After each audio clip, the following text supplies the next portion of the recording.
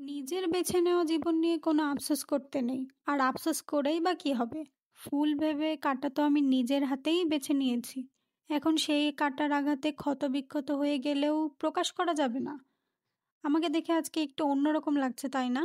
অবশ্য আমি নিজেকে দেখে নিজেও অবাক হচ্ছি যে আমি কেমন ছিলাম আর আমি কেমন হয়ে যাচ্ছি। হাই এভরিওয়ান, আসসালামু আলাইকুম। Welcome back to my page সান্তনা ব্লগ। সবাই কেমন আছেন? আলহামদুলিল্লাহ আমি মোটামুটি ভালো আছি, আপনাদের দোয়া এবং ভালোবাসায়। আজকে হচ্ছে অনেক দিন পর সকালবেলা বের হয়েছি রিক্সায় ঘুরতে। আজকে আবহাওয়াটা অনেক বেশ সুন্দর ছিল আর মনে হচ্ছিল যে একটু ঘোরাঘুরি করা যাক আর কিছু কেনাকাটাও করব। সকাল সকাল কি কি কেনাকাটা করব তা নিয়ে থাকছে আজকের ফুল ভিডিও। মনটা ভীষণ খারাপ ছিল, আর মন খারাপ থাকলে আমি অবশ্যই অলওয়েজ ঘুরতে পছন্দ করি, ঘোরাঘুরি করি, নিজেকে ব্যস্ত রাখার ট্রাই করি। তো ফার্স্টেই চলে আসলাম কিছু মুদির দোকানের বাজার নিতে। মানে আমাদের টুকটাক কিছু বাজার লাগতেই থাকে, মানে আমাদের অনেক অনেক হচ্ছে খাওয়া দাওয়া করা হয়, টুকটাক বাজার লাগতেই থাকে। তো কেউ আবার আমার ডেলি ডেলি বাজারের ব্লগ দেখে মনে করবেন না যে এরা এত বেশি বাজার করে কেন। তো বাজার শেষে আমরা আবার ডিম নিতে চলে আসলাম। মানে আমাদের মাসে অনেক ডিম লাগে, কারণ আমরা প্রায় হচ্ছে ডিমটা বেশি খাওয়া হয়, এই কারণে হচ্ছে আমাদের ডিম নিতে চলে আসছি। আর তারপরে এখানে ডিম নিচ্ছিল আর আঙ্কেলের সাথে আমরা গল্প করছিলাম। অনেক বিষয়ে থাকে না, গল্প হয়, তো এখানে অনেক বিষয় নিয়ে আমরা গল্প করছিলাম। আর আলহামদুলিল্লাহ আমরা যাদের সাথে মিশি, যাদের সাথে চলি, আলহামদুলিল্লাহ তারা আমাদের মানে খুব আপন করে নেয়, এটা আমার কাছে অনেক ভালো লাগে। কিন্তু বেশি আপন করলে আবার পরবর্তীতে কষ্ট পেতে হয়, এটার জন্য খুব ভয় হয় আমার।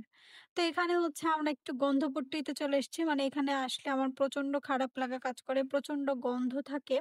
তো এখানে হচ্ছে আমরা ফার্স্টে মুরগি নিব, ডিম নেওয়া শেষে মুরগি নিব। মুরগি নিয়ে আমরা আরো টুকটাক কিছু কেনাকাটা করব। আর আমাদের মানে কেনাকাটার শেষ হয় না। আমার এক্সপ্রেশন দেখে অবশ্যই বুঝতেই পারছেন এত পরিমাণ গন্ধ ছিল এখানে, মনে হচ্ছে দাঁড়ায় থাকতে পারছিলাম না। তারপরে ও তো নিতে হবে, বাজার করতে হবে। আর সুন্দরভাবে আমি বাজার করতে খুব বেশি পছন্দ করি, কারণ আমার বাবা আমাকে অনেক সুন্দর করে বাজার টাজার করায়। আম্মু খুব কম একটা যায় বাজারে, আম্মু প্রয়োজন ছাড়া তেমন বাজারে যায় না, বাট আমার প্রতিদিন প্রতিনিয়তই বাজার করা লাগে আব্বুর সাথে। তো এখানে হচ্ছে আমরা পেঁয়াজ, আলু, আদা, রসুন সবকিছু নিয়ে নিচ্ছিলাম। মানে মাসের এক কিছু নেই আমরা, তো সেটা নিচ্ছিলাম। এখানে অল্প অল্প করে নিচ্ছিলাম এগুলা, কারণ আব্বু বলছিল একটু অল্প অল্পই নাও। এখান থেকে আমরা আবার নিলাম কাঁচামরিচ। কাঁচামরিচের এত বেশি দাম, বাবারে বাবা, মনে হচ্ছে যে আগুন। ঝাল মোটামুটি মরিচগুলো ঝালও আছে। তো আমি ভাবলাম যে এখান থেকে অল্প পরিমাণের কাঁচামরিচ নিই, আর এখান থেকে কিছু সবজি নিলাম। আর ফ্রেশ সবজি খাইতে আমার অনেক বেশি ভালো লাগে, কারণ আমরা সবজিটা খুব ফ্রেশ ফ্রেশ কিনে খাই। এর শেষে আপনারা দেখেছিলেন নেক্সট একটা ভিডিওতে যে আমরা ফ্যামিলি সবাই টুকটাক কিছু কেনাকাটা করেছিলাম, আম্মু কিনে দিয়েছিল। আগের ভিডিওটাতে যারা দেখেননি অবশ্যই দেখে আসবেন। তো সেই ভিডিওতে আম্মু কিন্তু কোনো কিছু কেনেনি, মানে আম্মু কোনো কিছুই নেয়নি। তো আব্বু বলছিল যে হচ্ছে তুমি কিছু নিবা না? তো আম্মু বলে উঠলো যে তুমি যদি কিনে দাও তাহলে আর নিব, কারণ আমি আমার টাকা দিয়ে সবাইকে কিনে দিয়েছি, কিন্তু তোমার টাকা দিয়ে যদি আমাকে কিনে দাও তাহলে আমি নিব। তো কথায় কথায় আব্বু বলল যে আচ্ছা ঠিক আছে, তুমি কি নিতে চাও? তো আম্মু সবসময় প্রেফার করে বোরখা। মানে আম্মু কোনো কিছু নিতে নিতে ভাবলেই বোরখার কথা উঠে আসে। তো আম্মু বলছিল যে আমাকে বোরখা কিনে দিলে আমি নিব। তো আব্বু বলল যে আচ্ছা ঠিক আছে, আমি তোমাকে বোরখা কিনে দিব। তারপরেই তো যেই ভাবনা যেই কথা সেই কাজ। আবার যেটা আলহামদুলিল্লাহ আমার ফ্যামিলিটা অনেক সুন্দর, একটা গোছানো ফ্যামিলি। আমি ভিডিওতে যতটুকু দেখায় আমি অনেক কিছু দেখাতে চাই না, কারণ আমি ভাবি কাল নজর, বদনজর এগুলো আছে। তো এই কারণে আমি অনেক কিছু প্রকাশ করতে চাই না।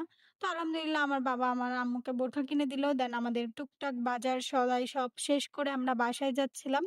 আমার জন্য একটু দোয়া করবেন না সবাই। আমি খুব স্ট্রং পারসন, বাট একটুতেই আমি ভেঙে পড়ি। আমি জানি না কেন এমন হয় আমার সাথে। আমি যাতে সব সময় স্ট্রং থাকতে পারি এর জন্য দোয়া করবেন। আমি অলওয়েজ স্ট্রং থাকতে চাই। আপনারা ভালোবাসা দিচ্ছেন, এটা আমার কাছে অনেক। পাশে থাকবেন, সাপোর্ট করবেন। আজকের মতো এই পর্যন্তই। আর যারা এখনো পেজে ফলো দেননি সান্ত্বনা ব্লগে অবশ্যই ফলো দিবেন, আর রিলস ভিডিও সালমা আক্তারে অবশ্যই ফলো দিয়ে পাশে থাকবেন। আজকের মতো এই পর্যন্ত, আল্লাহ হাফেজ।